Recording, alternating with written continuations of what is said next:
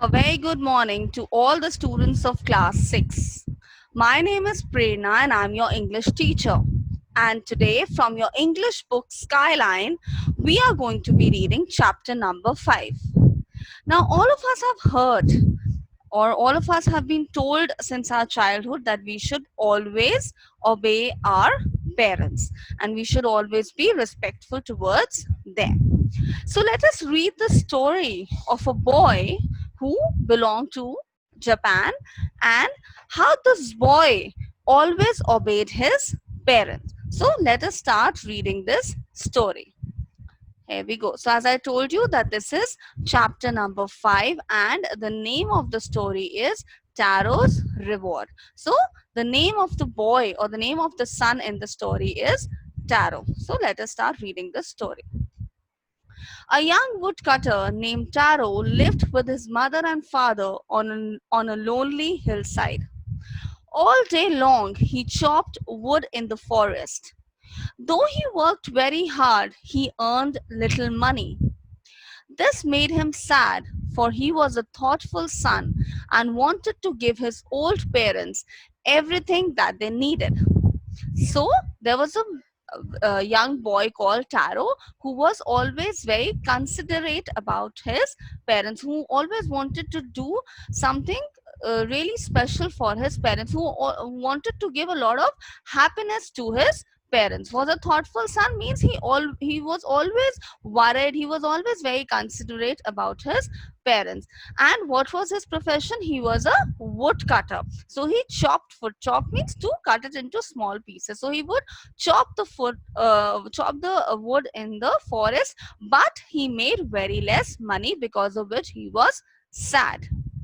One evening, when Taro and his parents were sitting in a corner for their hut, a strong wind began to blow. It whistled through the cracks of the hut, and everyone felt very cold. Suddenly, Taro's father said, I wish I had a cup of sake.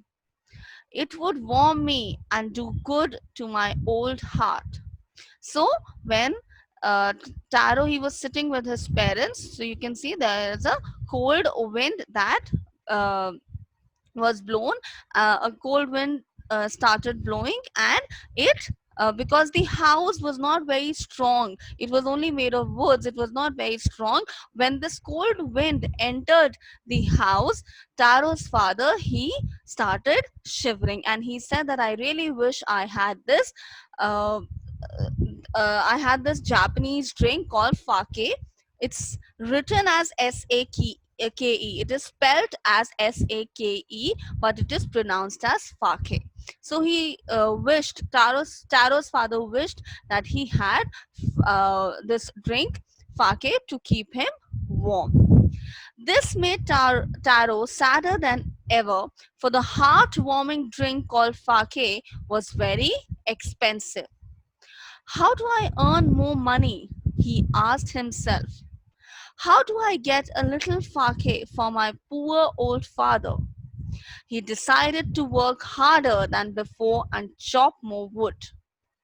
Little after midnight, he jumped out of bed and made his way to the forest. He chopped and gathered a huge pile before. As the sun climbed, soon he was so warm that he had to take off his jacket. His mouth was dry and his face was wet with sweat. My poor old father, he thought. If only he was as warm as I. So now, because Taro, he really wanted to earn enough money to purchase sake for his father, he got up really early and he went to the forest and he started chopping wood so that he could chop a lot of wood and make enough money to purchase sake. But then, as you know, sun started rising and it was almost, let's say, around 9 o'clock in the morning, 8 or 9 o'clock in the morning. Taro, he started feeling really hot, and with that, he began to chop even faster, thinking of the extra money that he must earn to buy the sake to warm the old man's bones. Suddenly, A strange sound made Taro stop chopping. What is that sound he heard? Could it be? Could it possibly be rushing water? He put a question to himself. So while he was busy just chopping the wood, he heard a sound coming from somewhere, and it sounded like a waterfall. Taro could not remember ever seeing or hearing a rushing stream in that part of the forest. He was thirsty. The axe dropped out of his hands and he ran into the direction the sound was coming from. Taro saw a beautiful little waterfall hidden behind a rock. So you can see this waterfall which Taro saw. Kneeling at a place where the water flowed quietly, he filled his hollowed hands with water and put it to his lips to slake his thirst. Hollowed hands is when you bring your hands together like this, probably to form a cup. And to slake his thirst means to kill his thirst or to quench his thirst or to satisfy his thirst.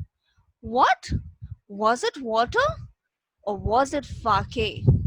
He tasted it again and again, and always it tasted the delicious fake instead of cold water.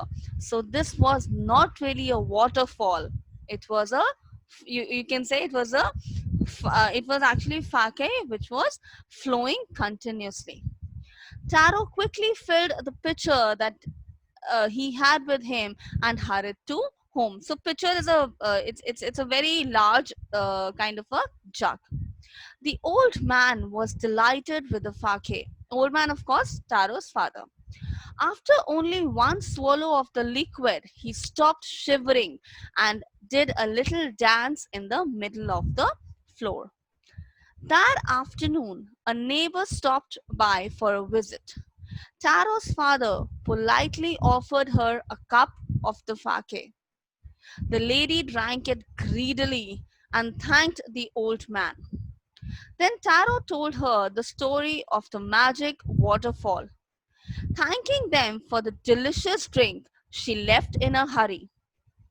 By the nightfall, she had spread the story throughout the whole village. So, this neighbor who had come to visit Taro's family, she came to know about the magic waterfall or the place where Fake was available. So, she told the story to the entire village. That evening, there was a throng at the woodcutter's house. Each man heard the story of the waterfall and took a sip of the fake. In less than an hour, the pitcher was empty. Next morning, Taro started for work even earlier than the day before. He carried with him the largest pitcher that he owned, for he intended first of all to go to the waterfall. So he planned that I should be the first one to reach the waterfall.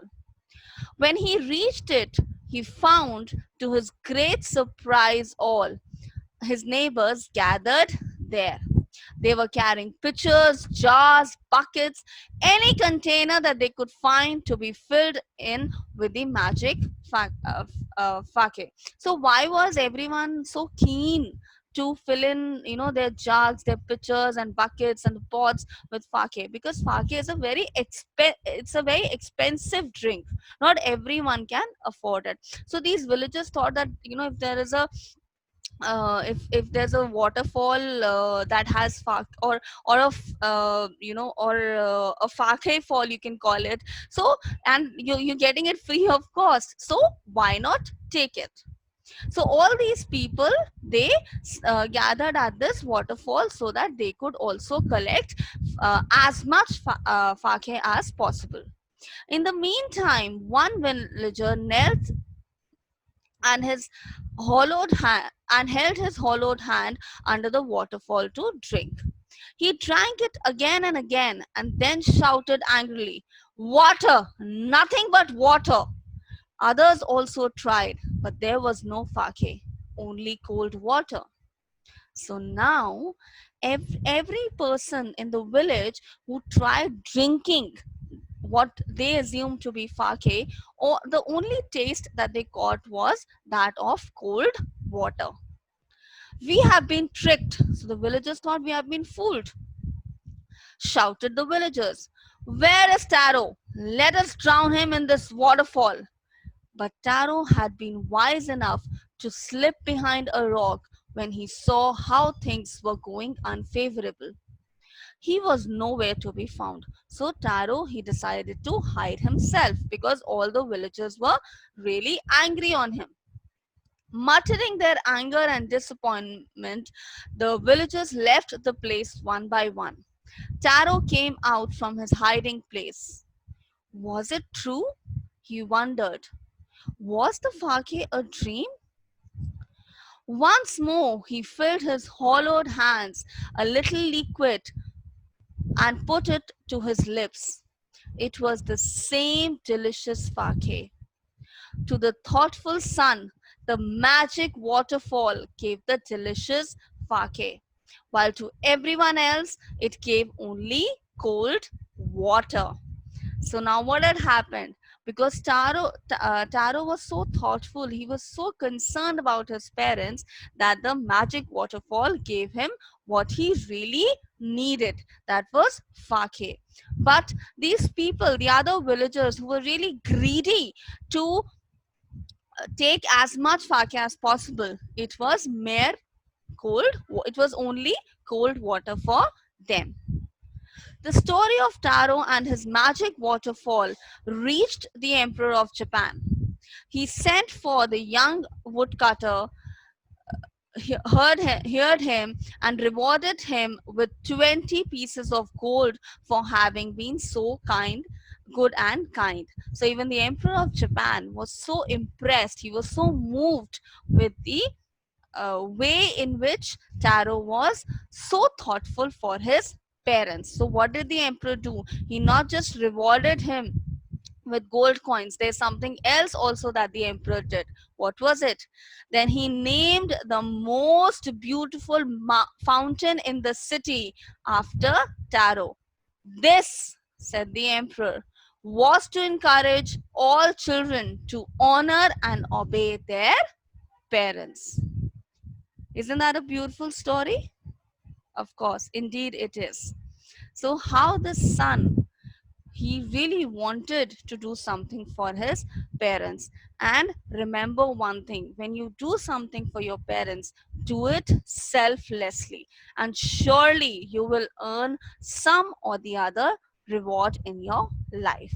Thank you so much.